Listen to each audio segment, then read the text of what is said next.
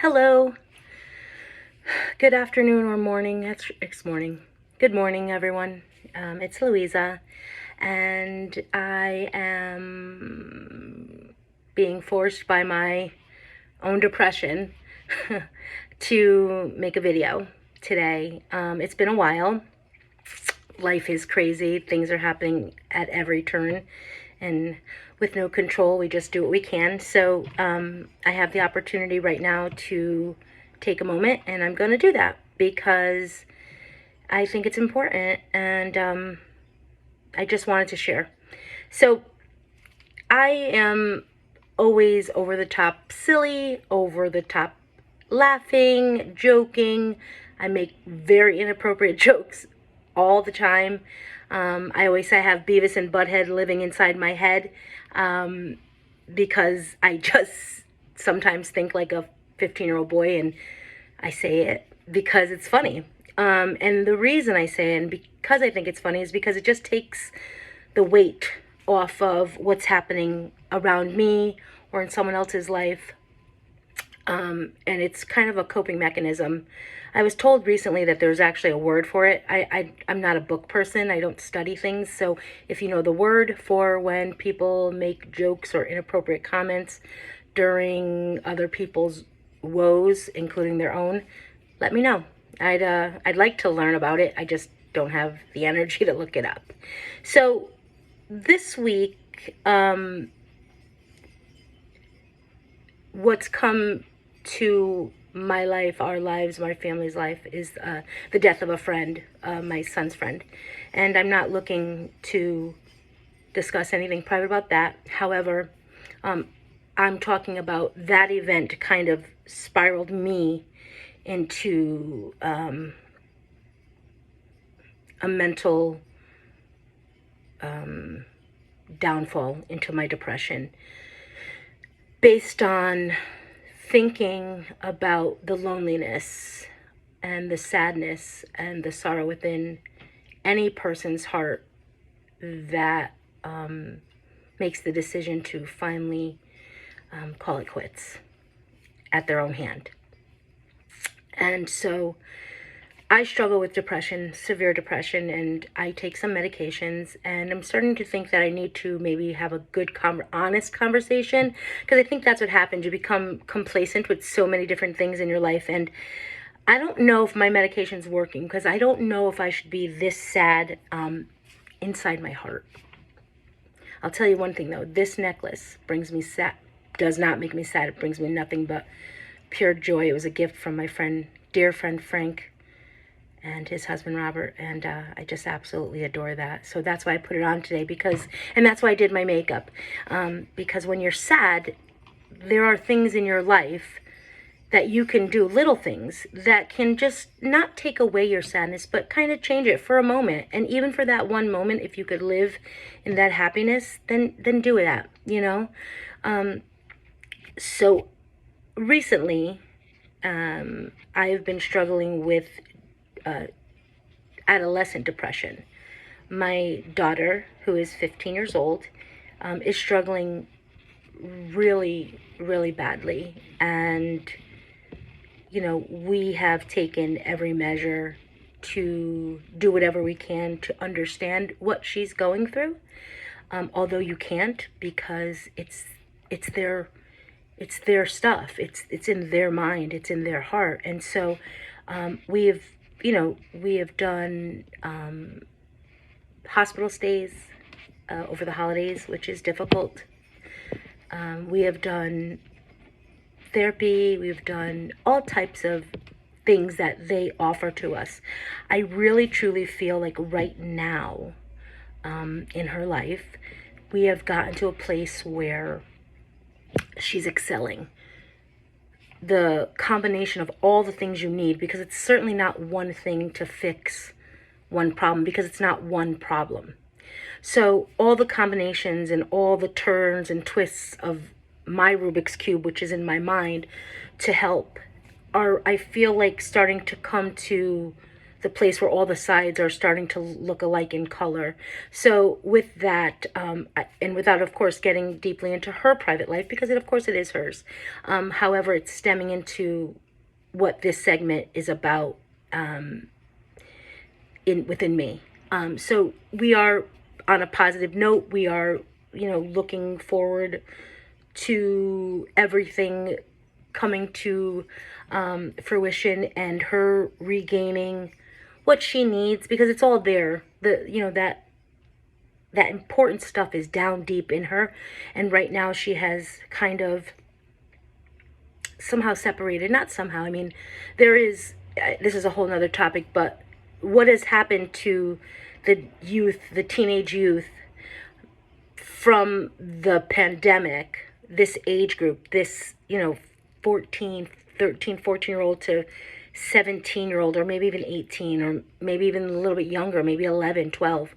What happened to them and isn't being addressed globally is sad, because there is what I call a epidemic that spawned directly from the pandemic, and the number one persons that are suffering are our youth, is the teenagers, the preteens, the now coming into themselves adults that had their entire world erased for 2 solid years. And no one wants to talk about it. No one wants to mention it. No one wants to say, how do we help globally? How do we help these children? And I truly feel that although I know my daughter's internal things are inherited by my side, her dad's side. DNA has a lot to do with it. I do feel that the pandemic has changed the face of adolescent mental health. And I think that's something that I need to do another story about in another platform. However, I'm not blaming anything but DNA, but I am saying that I feel like it was a huge catalyst to the dissolving of the good mental faculties that can change the balance of when negativity occurs. So from that, I am now a mother who deals with her own depression and her own issues, who can't, there is no such thing as my depression when my child is upset or my child is sad. It's get up and go. Whether I don't want to, whether I just feel like I want to bury my head under a pillow, whether I want to cry for an entire day. As a mom, it's just not an option. So I go forward. But right now, with what has occurred earlier in this week, and the likenesses that I see with my child and the occurrence of the loss of this person, I'm scared to death. I can't begin to express how scared I am. And I'm scared because there's a thing that depressed people do, and it's called a performance. That's what I'm going to call it. And they perform until they can't any longer. Robin Williams, so many famous people, so many not famous people, so many people that just leave the note. And I don't know what to do. Every single faculty is in play. Every single faculty. Psychologist, medications, therapy, I always get it wrong. I always say psychologist as if psychiatrist. Everybody's in play. All the cogs are moving towards this ultimate goal. And right now, I'm fearful because it's so daunting and it's so real. Depression is so real, and it could take over at any moment. And the loneliness and the sadness that comes from it is scary. I know for me, as a mom, I can suffer in silence, but I know, even though my sons are adults and my daughters will be 16, I'm still their mommy in my head, whether they need me or not. but that's just how it works. But my sadness, in the last couple of days, I feel selfish for it, but I feel like I need to talk about it because I think so many people, especially in my age group, we were taught like home stays home, problems, our family problems are our problems. And for somehow, some way, we had a shame that came with it, a shame that came with sadness, tears, depression, telling our sons, well, not my sons, but like my generation, don't cry, you're a man, and, and get over it, and just get over it. I can't begin, if I had $1 for every get over it, I'd be living in a mansion and I'd have a yacht, just saying. But today's kids don't have that. They don't have the just get over it because it's different, And so now I'm struggling inside with, am I doing enough? How will I know? I will never know. I'm never going to know what's happening within her. What's happening with my other son? What's happening with my, my 2 sons? Because we tend to play the role. And I'm scared. And I'm scared that in that moment, although they have, or she has, so many coping skills that they give her, myself, I have my coping skills, sometimes it just doesn't work. And I don't know if my generation, again, I'm not trying to pigeonhole anybody, and I'm not trying to say this is specific to a certain demographic. I'm trying to speak in a way that is not global, but universal almost in thought, men and women, children, teenagers, young kids, because I don't know what to do. And so here I am. I do this vlog, and I say, I'm Louisa Alberino, or Louisa A, an imperfect person with some perfect thoughts. But right now, my thoughts are all over the place. And I'm just trying to prove and show that happiness isn't always afoot. Happiness isn't always what's going on, It's dark and it's deep within myself, like the depression that I'm feeling right now, and the fear and the worthlessness. And so many, I've had everyone say, oh, you can't feel that way. You should never feel that way.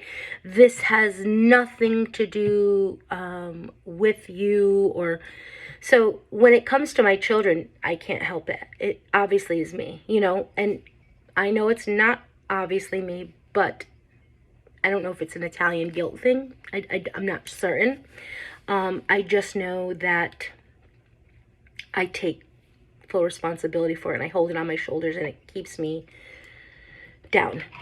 And then with my girl, who lives with me full time, and I watch and see, and I watch what I'm not supposed to be watching because, she's very 15, which means she's very, leave me alone, just naturally as a 15-year-old. I like to say she's possessed by a demon, but that was because I was once possessed by a teenage demon, because God, you know everything. So why is anyone talking to you? Why are you telling me how to toast?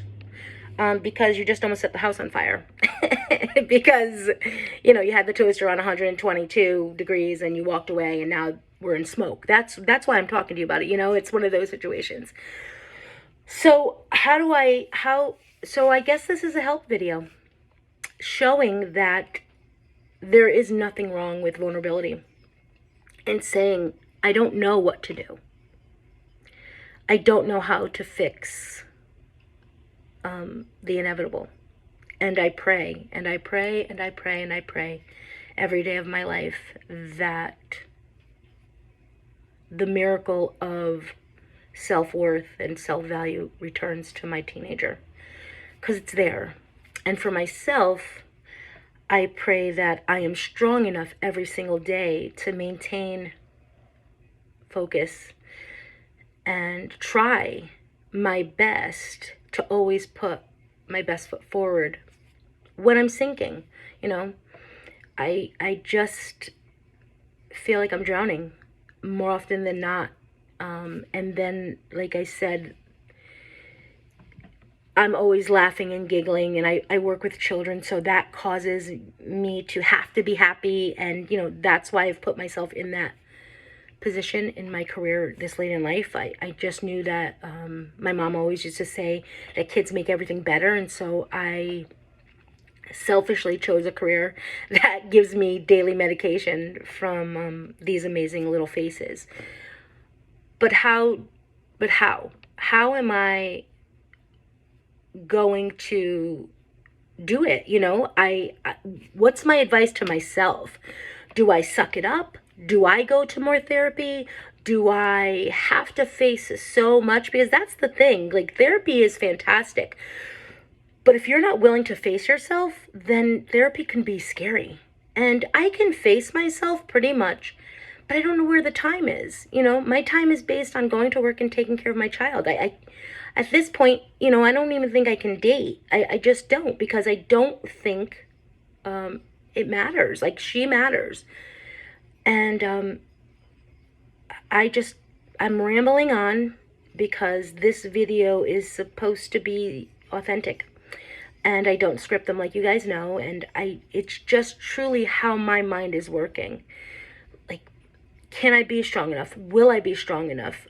Will she find all that inner peace? Will she let it all out? Will therapy at this young age help herself?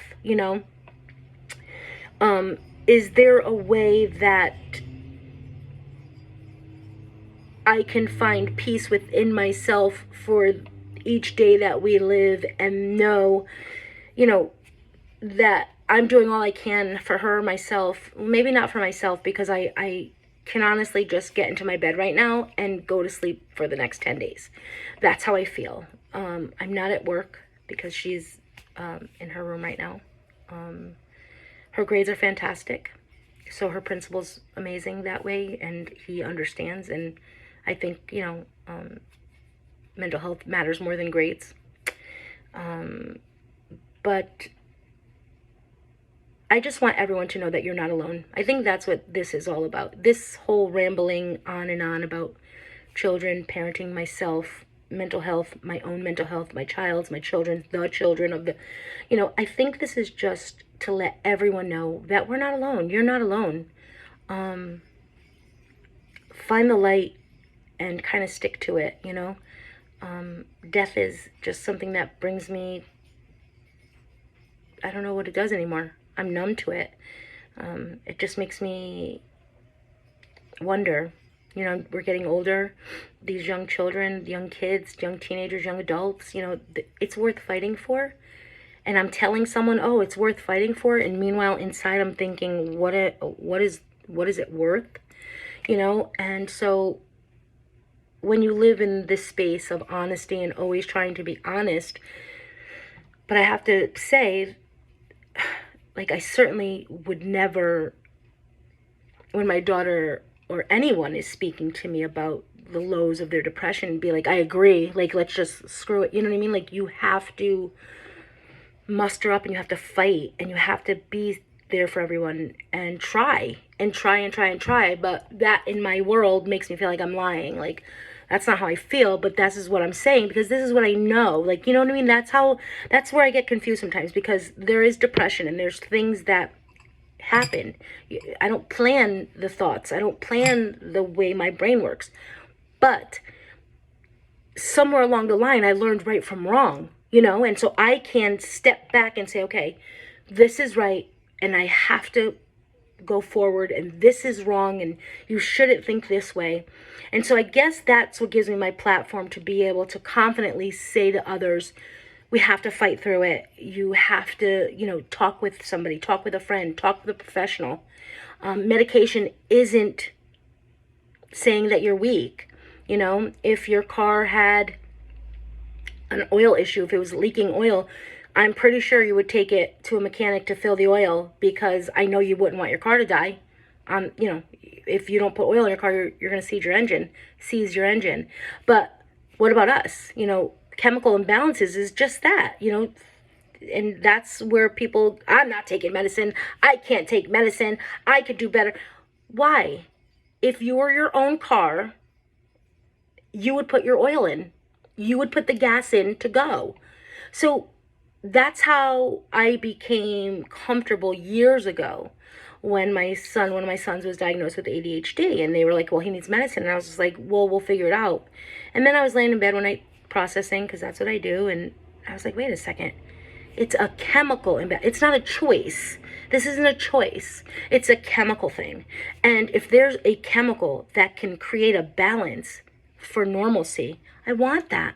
He deserves that. She deserves that. I deserve that. I did not go on medication until I was 50 because I just didn't know that the way I thought was wrong. All those thoughts, round and round and round in my mind, never ending. And then I took medication and I was like, oh, I feel calm. I feel at peace. I feel like I could think my thoughts and make them come to fruition and fight through. Like I said earlier, I think because of the level of sadness that I'm feeling and the medications that I'm on, I do think I need to have an honest conversation. I don't think it's working to its fullest potential, because I believe I should be, not that I shouldn't be sad that someone lost their life, and not that I shouldn't be sad that I'm battling my child's issues, my own, but I shouldn't be depressed. And I think that's the most important thing. I think saying to yourself, to others, to someone who loves you, listen, I need to go talk to somebody because things aren't right. If you're constantly struggling to smile, constantly struggling to get out of bed, constantly struggling to just do normal everyday things, brush your hair, brush your teeth, get dressed, you know what, and you think that's just your normalcy, you know what, it's not. It's not the normal way to be. So seek help, and no one will judge you. No one. I have a comment section, you can just say, hey, I want to talk with you. I feel like I'm going through the same things. Find your circle, and I have a circle, but I feel like I'm a burden to that because no one's dealing with this right now. That I know, because again, we're all private. But I think what I'm saying is so important. Again, I always think what I'm saying is so important, and I don't have any funny, great stories or antidotes or anything like that today because it's just really where I'm at. And I've been here kind of since the beginning of December. And today was the day I was like, I want everyone to know. I'm not hiding.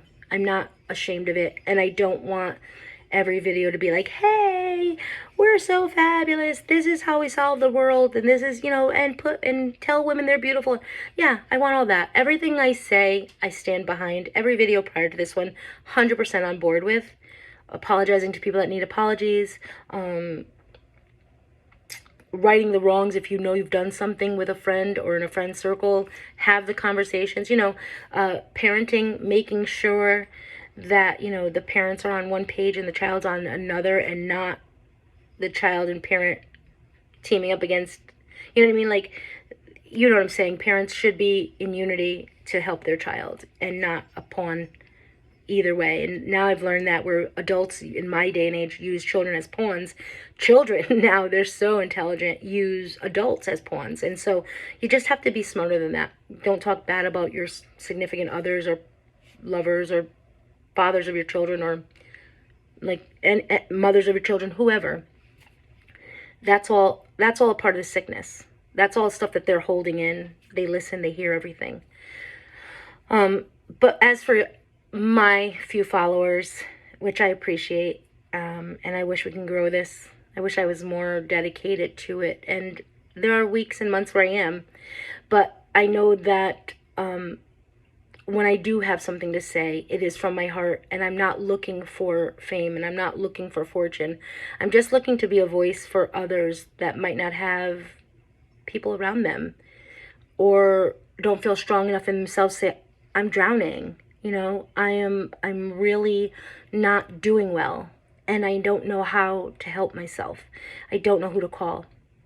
I don't know, I just don't know.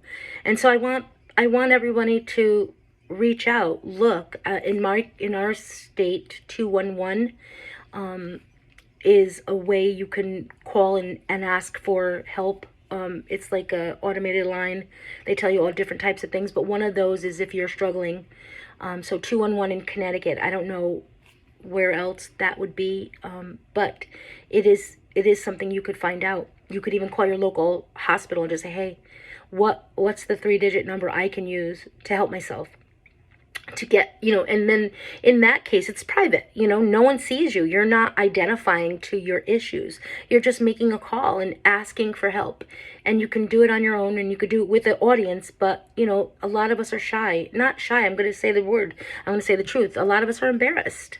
Just absolutely embarrassed that here we are. And I just wrote this on someone's post. Like, it's supposed to be simple. I remember looking at adults when I was a kid thinking, I want to be an adult. Somebody should have just knocked me out because adulting stinks. But it's not. Adulting is hard. And if you're a loner like I am, if you're a person who wants to help others and not look like they're the weak one and feels ashamed that this is where we're at, you don't have to feel that way. And I'm right now proving that it doesn't matter what I think about myself. It doesn't matter what other people think of me. That we all know that beautiful saying, what you think of me is none of my business. But right now, my shame or my hurt or my embarrassment or my sadness based on something that I cannot help, something that is born with me, something that's in my lineage, I'm going to scream about it from the trees. I want everyone to know, you know what? I suffer from depression. And when I am sad, I eat. So I've gained weight, makes me sad. I hate that I've gained weight. I'm sad. I'm still eating something because it makes me feel better. That's the insanity of it, So I'm going to wrap this up. It's long, and rambling. But I think you understand. I feel like this is a personal message to all, and I think I'm sharing myself to let you know that vulnerability is beautiful. You can be vulnerable and sad and still be able to help others, but somewhere along the line you need to get help. You need to ask for help. You need to speak to people, and of course family helps, but you know what, look for a professional. They'll change your opinions. They'll make you feel like, oh, I'm not alone. And that's the most important part. And I think I'm going to end on that note. You're not alone. And there are people, professionals out there that will help you know that you're not alone. And if you need anything, my email is also on my page. Send an email. If I can give my phone number, I would, but I'm not going to do that here. But if you wanted my phone number, you could email me. I'd be more than happy if someone needs help. That's what we're here for. That's what this is all about. And I wish everybody peace and happiness in their hearts and their souls. And if you know it's there, just try to focus on it. Take a nap if you have to. But you know what? This too shall pass. And God will never hand us something we can't handle. And that is what I believe in. So if it's situations with your child, if it's a divorce, if it's arguments with a good friend, if it's arguments with one of your older children, if it's separation from people that you thought you were closer to, it doesn't matter if it's because you feel like you got fat and you don't want to be seen in public. If it's anything, my hair is gray. I don't even care. If it's anything that you think is holding you back because no one else is experiencing it, I'm 100% guaranteeing you that you are not alone. Speak up for yourself. Let your voice be heard. Vulnerability is beautiful when you can explain how and why you're hurting. And from that, your smile will grow again. I think I could promise that. And I'll do a follow-up because I know that this too shall pass. And it is what it is. So let's just focus on the important parts of my life. Sassy, classy, and badassy. I think it's going to be backwards because it's a mirror image. But you get it. Love yous. it's my pleasure to have you listen. Thank you.